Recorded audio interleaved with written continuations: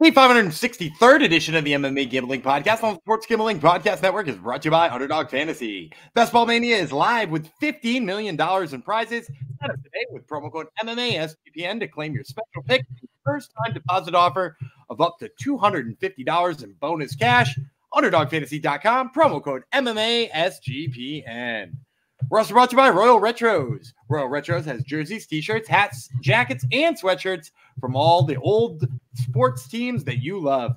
Use promo code SGPN for 10% off your order today. That's SGPN at RoyalRetros.com.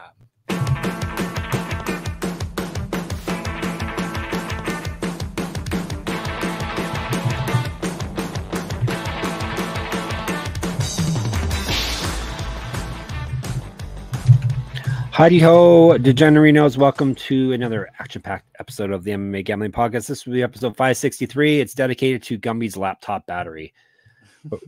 Hold in there, baby. Hold in there. Thanks for coming to the show.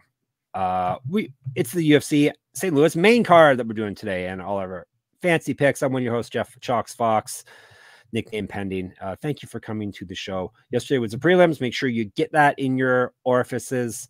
Got into some dogs. Got some disagreements. Fun time was had by all, but we even talked about Samurai Fight House, one of our favorite promotions. So now it's the main card, and boy, do we have a blockbuster of a main event. Heavyweights, ladies and gentlemen, heavyweights. This, of course, is going down this coming Saturday from the Enterprise Center in St. Louis. Saturday, May the 11th, 4 p.m. The main the prelims. I'm guessing the main card is 7, or is it 8? It's maybe 7. my co-host. Yeah, it's 7. My co-host, whose voice you just heard, is Daniel Gumby Vreeland. He is here as well. He's not just a regional MMA prognosticator. He's pretty good at this UFC stuff as well. We're going to break down 1, 2, 3, 4, 5, 6 main card fights after I get Gumby's impressions on the main card and thoughts in any of the lines without getting too specific. Who doesn't love a fight card with 2 heavyweights on the main card, right? Well, one of them we're starting and ending with heavyweights. It's true. One of them's Derrick Lewis, though, to be fair, which is good. That's a good thing, yeah. Right? Well, Robelis Despaigne is good too. No, that's true. Yeah, that's right. That's right. We have him as well. Yeah, that's true. So it's not your typical heavyweights. It's I know it's a depleted Derrick Lewis, but still, it's Derrick Lewis, right? And something fun will happen. Hopefully true. It won't be. Hopefully it won't be too sad. And it's not middleweights, right? No middleweights to be seen. Yeah, what the heck is going on? We got former middleweights in the co-main event, but no middleweights as far as the eye can see. We got light heavyweights who fight like middleweights. Yep, that one could have been. That would be an Apex main event. So I guess this is a pretty decent fight card, really, when you think about it. The top 3 fights probably would be Apex main events, right?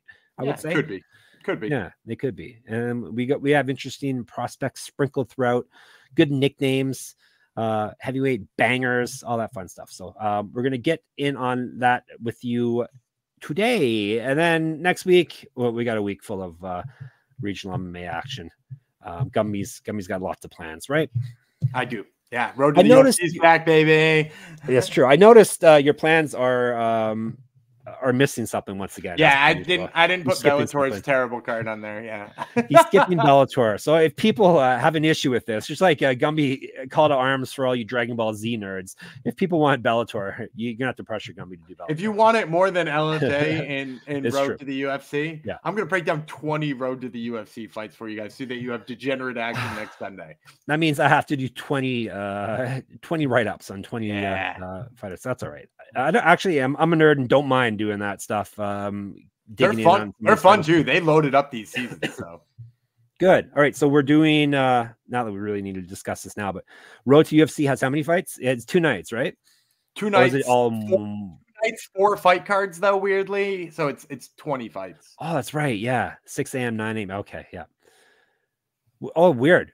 Usually was this event supposed to be in Asia for some reason then? Like the UFC event? Is that why they have this set? Oh, no, I don't think so. Yeah, usually they don't do it. Usually they do it like before the UFC or after the UFC. But yeah, right. Interesting. UFC is going coastal this week. They're off in the Far East, and they're also in St. Louis, the Midwest. So, well, we're just wetting your whistle. We actually have the UFC this week, but a lot of you nerds are more interested in regional stuff. LFA, good card as well coming up. LFA 184. Yeah, I like. All right. If you want Bellator talk, then you got to come in the Discord. Discord's not huge on Bellator either, though. So you're probably making the right choice here, Gumby. I think so.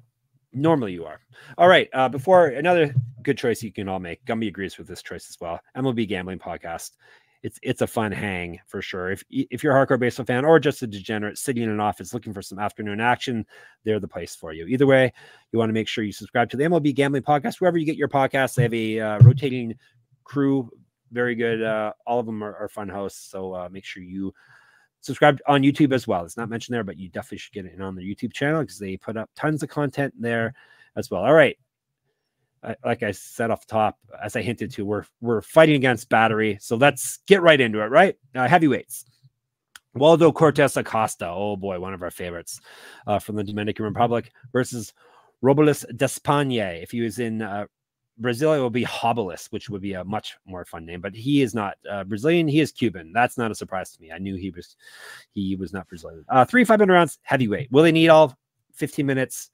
I doubt it, but let's break her down. Regardless, we're going to tell you about Waldo Cortes-Acosta first. Salsa Boy, of course, is a nickname, one of the best nicknames around. I guess you can have a nickname like that when you're as big as he is in fight, right? You can get away with calling yourself Salsa Boy. He's 11-1, 5 knockouts, 1 submission, never been finished in any fight. 4-1 in the UFC. He's won 2 straight, 1-0 in Contender Series.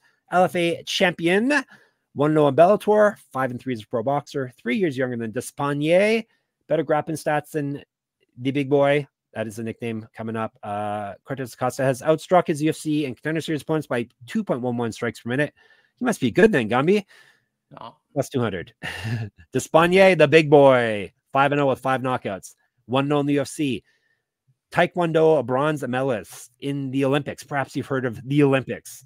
3 inches of height, 6 inches reach over Cortes-Acosta. Better striking stats and 3 times more active landing strikes based off of 1 UFC fight in which he outstruck his opponent by 16.66 strikes per minute, minus 200.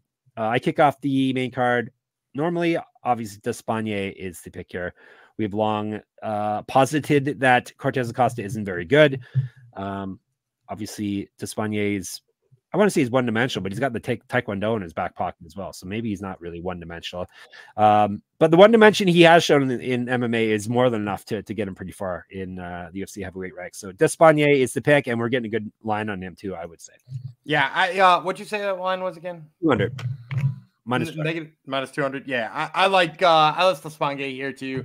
I think the biggest thing for me with this one is that like Waldo Cortes-Acosta is going to box with him, which is why this is phenomenal matchmaking. Is that like in his last fight, it almost looked like he got tripped, and I worried a little bit, and I'm like, oh, what if this guy doesn't defend any takedowns? And we all got way too excited about him. Waldo Cortes-Acosta is going to box with him, and it's going to be a terrible choice because he is shorter. He's got worse reach. He's definitely got worse boxing / taekwondo / whatever kind of striking you want to talk about. Yeah, I think Despaigne here just absolutely tears him apart on the feet. Yep. Don't really need to say much else to that. Hopefully they keep getting fights. They're gradually ramping him up, but he's old. He's like, what, 37, I think. So yeah. If they have plans of him, getting to the tippy top of the mountain, they got to make it snap. Actually, he's not 37. He's 88. He was born in, so he's older than Gumby though. So he's a pretty old guy. So 35. 35. I thought, assuming UFCstats.com is correct. All right. So Despaigne is both of our picks. The big boy over the salsa boy. Topology also says 88. So okay, he's all right, especially for heavyweight. He's got another good 5 years at least, especially a guy that's just learning the sport, probably even longer than that. All right, we're dropping way down in weight class, moving up the card to the next fight, which would be a featherweight battle. Alex Caceres, Sean Woodson, US versus US action. Tell you about Caceres first. Bruce Leroy, of course. This is a very good nickname episode. 21-14 with 1 no contest, 4 knockouts, 7 submissions. Knocked out once, submitted 7 times, 16-12 with 1 no contest in the UFC. 2-1 over his last 3. Did lose his last fight. Used to fight at bantamweight, 2-1 in the Ultimate Fighter. He was lightweight, I believe, that season. 2008 pro MMA debut. 1-1-1 as a grappler, pro grappler. Better striking stats than Woodson, and he's outstruck his UFC opponents by 1.23 strikes per minute. That doesn't impress the bettors. He's at plus 170. The sniper, Woodson, 11-1-1, 3 knockouts, 1 submission. He's been submitted 1 time. 5-1-1 in the UFC. He's won 2 straight, and he's gone 4-0-1 over his last 5. He's not lost since June of 2020. 1-0 in Contender Series. Used to fight down at lightweight, which is crazy because it's crazy. He's even at actually, sorry, this is lightweight, is it not? He used to fight, I guess I meant to say welterweight and middleweight. No, isn't this fight at featherweight? Oh, right. I'm sorry. Yeah, it's crazy that he's at featherweight. It would be crazy if he's at if he was at lightweight even. Yes, you're right. This is featherweight, which is wild because he's a giant. So yeah, he used to fight up at middleweight, which makes sense based on his size, not his body type, and he's fight at lightweight. 4 inches of height, 5 inches reach over Caceres, 4 years younger. More active landing strikes. He's outstruck his UFC opponents by 1 point and Contender Series by 1.4 strikes per minute, minus 195. He actually used to be kind of chunky. If you go back and you really watch those fights at middleweight, that's crazy to think. That's why, yeah, he had like a lot of size. It's like a similar to like a Brian Battle thing, only like way more drastic. Because Brian Battle used to fight at heavyweight. So yeah, I'm gonna go Sean Woodson here. I think for me, the difference maker is that like I actually believe that Alex Caceres needs the range to outstrike a lot of people. Like if you watch most of his fights where he is getting the better on the feet than people, it's because he's longer than them and uses that range. It's not because he's a better striker, or he's more technical, or he's faster. It's just like sometimes he throws that jab out and it's really hard to get inside. And now he's fighting somebody where that jab won't be as much of a deterrent, right? And I don't think you could say the same thing about Sean Woodson. He's not a good striker because he's long. He happens to be a good striker, and he is also long. Like those two things in this case are not causational. They're separate. He's a phenomenal striker. I love his range. I love the way that he picks a knee up. I love the way that he moves forward. I love his footwork. All those things are great about Sean Woodson, and they're not contingent upon him having a huge reach advantage. And I think a lot of the things that Alex Caceres does need the reach advantage. I don't think he's got it. Give me Sean Woodson. Yeah, I agree wholeheartedly. Woodson is the pick, even though Caceres has surprised us in the past. But yeah, Woodson is going to be a tricky puzzle for him to try to solve here. All right, let's move on to, we're going up weight class lightweights. Diego Ferreira, you can call him Cesar Diego Ferreira also if you like. Brazil versus Mateusz Rębecki from Poland. And this fight, as I mentioned, is at lightweight. We'll tell you about Ferreira first. 18-5. 4 knockouts, 7 submissions. He's been knocked out 3 times. 9-5 in the UFC. He's 1 in 3 over his last 4. Got knocked out in his. Sorry, he won via knockout in his last fight. I think at least I was against him in that fight. Has not lost since December 2021. He's missed weight twice in the past. Multiple regional championships on his mantle. Correct. Get the shirt. Get the hat. Get pants. Get mugs. Get all the good stuff. Get sticky. Most importantly at sportsgamblingpodcast.com/store. Ferreira used to fight at welterweight and middleweight. 2011 pro MMA debut. He's a BJJ medalist multiple times. 2 inches of height, 8 inches of reach over Rębecki. He's outstruck Rębecki by 1.24 strikes per minute, plus 310. He's the biggest dog on the card this week. Robelis, of course, Rebeasti. I told you it was a good week for nicknames. He's 19-1, 9 knockouts, 7 submissions. He's been knocked out once. 3-0 in the UFC. He's won 16 straight. He's not lost since September 2014. 2 straight via finish. 1-0 in Contender Series. Was regional champion. 2014 pro MMA debut. 7 years younger than Ferreira. Better striking stats. More active landing strikes. Better grappling stats. And he's outstruck his UFC opponents by 3.3 strikes per minute. Minus 395. Robelis, obviously, is my pick here. With younger, good experience on a great streak.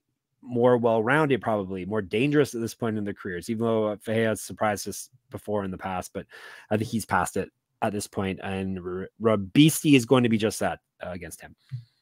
I'm going to go with Robelis too. I'm going to caveat that by saying maybe don't include this in all your parlays. And just because I don't necessarily trust the fight IQ of Robelis, because remember that time, I can't even remember who he was fighting. He came out and he spammed overhand rights for like 20 minutes until he was tired. His button was stuck. And I was like, what the hell are you doing? You have elite level, like his grappling's really good. I know I bring this up every single time he fights, but he had like a grappling competition against Mateusz Gamrot, and it was like neck and neck the whole time. Like this guy is the same level grappler just about as Mateusz Gamrot, who has pretty much ridden that to a top 5 spot in the division. I think Robelis is absolutely positively one of the better grapplers in this division. If he chooses to take Carlos Diego Ferreira down, he will. I just don't know that he will. So I think there's a possibility he tires himself out throwing overhand rights. And if he does that, Ferreira has the submission game to then punish him for it. So I'm hesitant to say more than I like Robelis here if I have to pick a winner. I don't love him in parlays. I hate this number. I'm probably even staying away from him in DFF situations. Like I don't necessarily want to get behind him, putting him in lineups and things like that, because he's probably going to be expensive. So yeah, like I'm going to pick him here, but that's all I'm doing here. Are you overlooking that he's a Rebeasty, perhaps? I know he's a Rebeasty. That's I think that's better. I think. Anyhow, one thing that is good that we know for sure is Underdog Fantasy and the NBA playoffs. I guess they're good, even though my team is gone. And Gumby's team didn't even make it. Oh, they kind of made it. They made the play-in. The NBA playoffs are here, and our sponsor, Underdog Fantasy, wants to make it a lot more interesting. Underdog Fantasy is the easiest place to play fantasy sports. Playing the pick'em game is as simple as selecting higher or lower on player stats like points, rebounds, assists, and so much more. You can make entries of all basketball or mix and match across your other favorite sports. You can win up to 100 times your money, and it's a ton of fun. If you give me 100 times my money, I'm going to have fun. Go to underdogfantasy.com. You can check everything out there. They have a new customer. New customers get to pick them special in the lobby when they sign up. They always have specials, daily specials when you're in there. So check it out. The site's really easy to navigate. I'm on it every day. Underdog will also be running a ton of different promos, bonus cash airdrop specials, giveaways, and so much more throughout the NBA playoffs. So make sure to follow them on Twitter at UnderdogPicks, P-I-C-K-S, to keep an eye out. Underdog is available in 30 plus states, including California, Texas, and Canada. They're also just launched Champions, their player versus player format in Florida. Here's the important part. Sign up with our promo code MMASGPN. Ignore the code that you see on your screen on YouTube. It's MMASGPN. You can use one on the screen if you want. To claim your special pick and first-time deposit, offer up to 100, 250. I was only going to give you 100. They're giving you 250 in bonus cash. UnderdogFantasy.com, promo code MMASGPN. You want $250 in bonus cash? Who doesn't? All right, let's win the people some money, some more money, shall we? We're going to light heavyweights. Like I said, these top three fights, probably you could put them on an Apex main event. We would bitch and moan and complain about it, but they would do it. This would be Alonzo Menifield versus Carlos Ulberg, U.S. versus Australia at light heavyweight. Tell you about Atomic Alonzo Menifield, 15-3-1. That's he's got a sneaky good resume here. 10 knockouts, 3 submissions. He's been knocked out once. 8-3-1 in the UFC. He's won 2 straight, and he's gone 4-0-1 over his last 5. He's not lost since December 2021. 2-0 in Contender Series, 1-0 in Bellator. Used to fight at heavyweight. He's got a positive strike differential in the UFC and the Contender Series of 0.41 strikes per minute. He's at plus 220. Black Jag, Carlos Ulberg, 9-1, 6 knockouts, 1 submission. He's been knocked out once. 5-1 in the UFC. He's won 4 straight via finish. He's not lost since March of 2021. 1-0 in Contender Series. Used to fight at heavyweight as well. 2011 pro MMA debut. 19-2 as a pro kickboxer. 1-0 as a pro boxer. Lots of high-level experience here in the martial arts. 4 inches of height, 1 inch of reach over Menifield, 3 years younger, better striking stats, more active landing strikes, and better grappling stats. He's got it all. And he's outstruck his opponents on the Contender Series and the UFC main stage by 3.7 strikes per minute, minus 250. I think it's me. No, it's me. I'll take Ulberg. I like Menifield. I think like you said, he's got a surprisingly good resume and he's shown some growth. But like at the end of the day, Ulberg, other than completely gassing out and overexerting himself against Kennedy and Nzechukwu, has looked untouchable on the feet. Like he has looked like an absolute world beater at light heavyweight, somebody who could contend in this division. If you ignore the fact that he did get really tired punching Kennedy and Nzechukwu in the head, because that's literally the only weakness he's shown so far, is that he hit him too many times and got tired doing it. And so like since then he's like really tapered himself. He understands what he's doing. He's gotten good at the takedown defense. In addition to that, he's piecing people up. I think the range is going to be really hard for Alonzo Menifield here. Even if he's seeking a takedown, like I think how far away Ulberg is going to be from him is going to be really difficult for him. I like Ulberg here. I like Ulberg, and maybe I will even be adding him should my battery not die to one of my special plays at the end. Fantastic. Yeah, I'm taking Ulberg as well. He's just looked better, like as you said, a little slip up starting up. That was his first UFC fight, right? Yeah, second, slip up that fight. Second, okay, but yeah, he's looked exactly what he was advertised as heading into the UFC. Looked really, really good. This is a good test for him, though. Like I said, Menifield, very good resume here. Surprising, actually. But yeah, he's probably going to want to stand and trade, and there's levels, Gumby, as our favorite fighter Anthony Smith would say. There's levels to this when it comes to striking, and Ulberg is on a different level when it comes to the striking. All right, we're going to get to the co-main event already. Joaquin, Buckley, Nursulton, Ruziboev, Buckley, U.S., Ruziboev, Uzbekistan. These boys are welterweights, but they used to be middleweights. Tell you about Black Ruziboev. Do you know what the nickname means, Gumby? I think it's a reference to his hair, if I'm not mistaken. Okay. Bald is my nickname. Balding. Balding, not bald. My son claims being bald is better than balding. He wants to shave my head. I don't know. I don't know. We'll see. You people don't care because there's always a hat on advertising my company. All right, Ruziboev Black. Apparently because he has black hair. That's very, very good nickname. Very creative. He's 34-8-2 with 2 no contests. He needs to fight more. 12 knockouts, 20 submissions. He's been knocked out once, submitted once.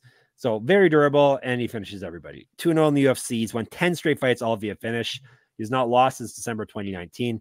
He got all of his losing done on the regional scene.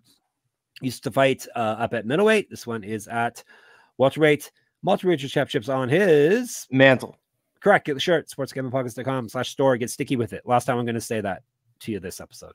I promise. 2014 Pro MMA debut for Ruziboev. He's got a lot of fighting in the past 10 years. 2-0 pro boxer as well. 7 inches taller than Buckley. Better striking stats, better grappling stats. And he's outstruck his UFC opponents by 3.06 strikes per minute, plus 140. Notice I didn't say longer reach. Exact same reach. Buckley, new Mansa, 18-6 with 13 knockouts. He's been knocked out 4 times. 8-4 in the UFC. He's won 3 straight. Before that, he lost 2 straight. Won his last fight via TKO. Used to fight at middleweight as well. 3-2 in Bellator. 2014 pro debut, just like Ruziboev. More active landing strikes than Black is, and he's outstruck his opponents by 0.8 strikes per minute in the UFC, minus 135. I'm going Ruziboev. I don't think I've never been beat by a guy who isn't out to take him down. Like you can go back to all of those fights that he lost, you know, on the Russian regional scene or whatever, and it's like he lost to like Murad Ramazanov, who's on PFL now. Like same thing, got tired, he got out wrestled, and in his last loss, which happened half a decade ago, and it's weird to have to explain it away, but like he pieced his opponent up for the first round, got tired for the second and third. And like the thing here is with Buckley, it's like I don't think Buckley's going to the takedown. Yeah, he wound up on top of Vicente Luque, but he really wound up on top of a shell of Vicente Luque, because that wasn't Vicente Luque the way that we know him, right? Yeah. And I think Ruziboev, you know, like you mentioned, the reach is clearly there for Buckley, but also he does have to punch up 7 inches, which I don't think is going to be super easy for him to do. I think Ruziboev actually has a wrestling advantage if he wants it. He probably won't want it. But I also just think he hits so hard. So like I have a tough time believing Buckley's going to survive all the damage that Ruziboev is going to do in any avenue here. So yeah, give me the dog money on Ruziboev here. I agree. Not only does he hit hard, he's pretty accurate. Really good counters. Is big overhead right counters. It's hurt a lot of people, including Florida man Sidikris Dumas. And he's not afraid of cheating. Apparently he poked him in the eye before that too, right? So yeah.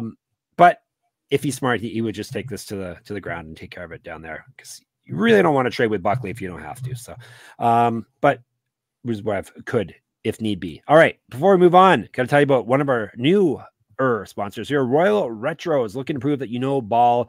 What better way than to showcase your old school fandom than with some old school gear from a classic team? Royal Retros has jerseys, t-shirts, hats, jackets, sweatshirts, and more from the vintage sports leagues and teams that you know and love. The Dirty Bird, the Orange Crush, or the Sack Exchange all make for sick jerseys for real fans. I've been perusing their site. They got arena football, WHA, historical hockey, ABA, lots of fun stuff. So get on there and check it out. Negro League stuff, I believe, as well, which is pretty cool. Old baseball jerseys. So check it out. Use promo code SGPN for 10% off your order today. That's code SGPN at Royal Retros, ROYALRETROS.com. You get 10% off your order. Thanks to us. We're so generous. Main event, heavyweights. Derrick Lewis versus Rodrigo Nascimento. U.S. Brazil, 5-5-minute rounds. I don't think they're going to use all 25 minutes, but we'll see. Nascimento, of course, is nicknamed Yogi Bear. 11-1 with 1 no contest, 2 knockouts, 6 submissions. He's been knocked out once. 4-1 with 1 no contest in the UFC. He's kind of like Menifield. Sneaky good record here. Are we going to go against him? He's won 3 straight. Has not lost since October 2020. The no contest was from a failed drug test in the UFC. 1-0 on the Contender Series, 2012 Pro MMA debut. An inch of reach, 7 years younger than Lewis. More active landing strikes than Lewis. Better grappling stats than Lewis. He's been outstruck in the UFC by minus 0.45 strikes per minute, plus 134. The Black Beast, Derrick Lewis, is 27-12 with 1 no contest, 22 knockouts, 1 submission. He's been knocked out 7 times, submitted twice, 18-10 in the UFC. 1-4 over his last 5. Did lose his last fight. Was regional champion, 2010 Pro MMA debut, an inch of height over Nascimento. He's barely been outstruck in the UFC. He's at minus 0.05 strikes per minute, minus 145. Yeah, Derrick Lewis, a favorite in 2024 in a main event spot. I'm taking him regardless of this. I don't see how where Nascimento is going to hurt him here. I guess he could take him down, which happens sometimes with Derrick Lewis, until he decides he wants to get back up. Nascimento hasn't taken anyone down for a few fights, though. So, and hasn't taken anyone down the size and the strength of Derrick Lewis. So give me Derrick Lewis, probably getting pummeled for all of the fight until the last, 3 seconds when he swarms and lands his knockout blow.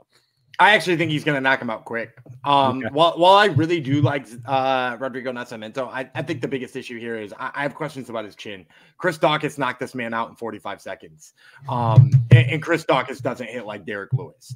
And, you know, like to your point, he doesn't use his takedowns enough. I think that's really potentially troublesome. So I'm going to go with Derrick Lewis here. I'm also going to quickly remind my co-host, I have 7% battery right now. Okay. Let's speed it up. Let's wrap it up. Yeah. Hasn't Derrick Lewis already beaten a version of him, Marcos Rogerio de Lima? Isn't that basically just Rodrigo Nascimento? I think Zé Camilha is better, but not by much. Yeah. All right. Zé Camilha would be Yogi Berra, of course. Nascimento. All right. We got Lewis. We got Ruziboev. We got Ulberg. We got Rębecki. We've got Woodson. We've got Despaigne. We agreed to everything. Time for our locks, dogs, props, parlays, all that fun stuff. I'm going to kick things off. We'll get moving here. Despaigne is my lock at minus 200. I think that's a good line for him. Ditto. Right. And I'm doing it as much as liking Despaigne is fading Cortes-Acosta. I can't stand it. Okay. That's true. Dan does not like salsa. T-Rex Terrence McKinney is my dog at plus 138. You can listen why on yesterday's episode. I'm going to take Ruziboev. We just mentioned how much I like his reach and his power against Buckley. So I'm going to go with Ruziboev here. Another one for the prelims for me that you can listen to reasons. I'll tell you the reason why actually now. Baby Shark Tabitha Ricci via decision over the returning mother, Tiny Tornado Pennington. You can get plus 120 for Ricci. Neither lady finishes people nor get finished themselves. So I see Ricci winning a 15-minute decision here. And we almost made it. Gumby almost made it to the end here. And then his battery died. So hopefully he can put in his last pick for you once he has a battery. That is good here. So he will give you his prop pick, and he will give you a 2-fight Hungry Man Jong Superfan parlay, a 2-fight parlay, which will get you mucho dinero. What's up, guys? It's Gumby here from the future, a future that involves a power cord for this here computer. I'm sure Jeff is going to finish up this episode just fine, but I just did have to interject with my prop of the week. So for UFC St. Louis, my prop of the week is going to be Carlos Ulberg via KO. I like his chances to knock out Menifield if Menifield stands in front of him. That's coming in at even money. So that's going to be my prop of the week to go along with the underdog and the lock that you just heard. In addition to that, this wouldn't be an episode if I didn't give you guys our Hungry Man Jong super fan parlay. So I'm going to give you guys 2 knockout props, and I'm going to give them for my 2 favorite underdogs on the card. Of course, the first one, Nursulton Ruziboev, him by knockout. If he does get to Buckley, and I think he could early, you're going to get plus 350 on the return on that one. And way earlier on the prelim show, I talked to you guys about Jared Gooden. I don't think he's better than Kevin Jousset, but I do think he's going to land that knockout plus 375 on that one. So if you get both of those knockouts, pair them together on the parlay, you're going to get plus 2037. Can't go wrong with those numbers. So that's going to be my Hungry Man Jong Superfan parlay. And now I'm going to kick it back to Jeff to finish this one up. And if you want more analysis from us, of course, you can hop in the Discord in case Gumby doesn't come back, in case the battery's dead and Gumby's dead and all is lost. Hopefully Gumby's not dead.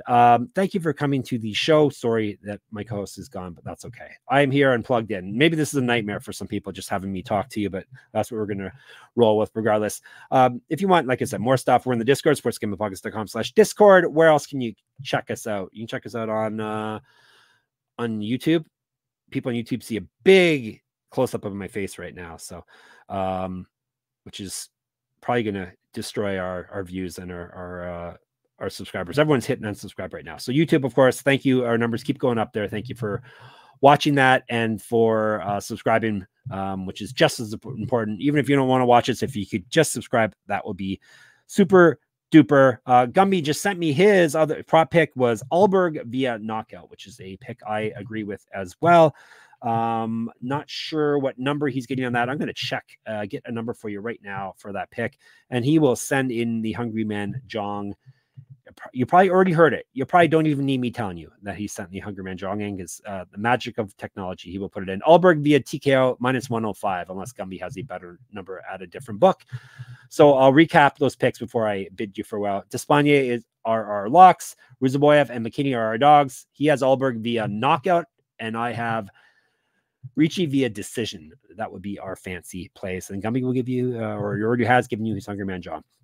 So I told you about Discord, told you about YouTube. We're on Twitter, SGPN MMA. I'm at Jeff Fox Writer there and on Instagram. Gumby is on Twitter at Gumby of Vreeland.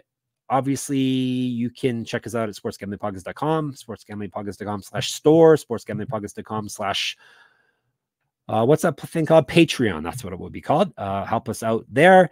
You can get more of my writings, ramblings, stat stuff, and more importantly for you, a free pick'em contest that you actually win real prizes at on my Substack, moneymma.substack.com. Appreciate everyone who has subscribed already or who plan on subscribing in the future, and people who think it's worthy of a paid subscription. I love you even more. Gumby's got a Top Turtle MMA podcast, which you should listen to if you're not already. I'm talking to you in the Discord. You know who I'm talking to in the Discord, who drunkenly admitted that he's not a listener of Top Turtle. Make sure you listen. I won't call you out here. He has Baby Shark Tabitha Ricci on it this week, as well as Billy Goff. So 2 fighters from the prelims of this here fight card. So listen to those interviews. And I think that's all I really have to tell you what to do. I don't like giving you all this homework. I feel like a teacher or a parent. Thank you for coming to the show. We will be back next week as we kind of wet your whistle starting the show. We've got lots of fun regional MMA, not Bellator, next week for you. So make sure you listen to that. Starting on Sunday, we're going to kick things off right on Sunday. We'll probably do a quick recap of UFC St. Louis, and we'll jump right into the winning picks, because that's what you people want. So until then, I will remain New Mansa, Jeff Fox, Yogi Berra, Gumby Vreeland bids you farewell as well. And we shall talk to you later. Adios, amigos.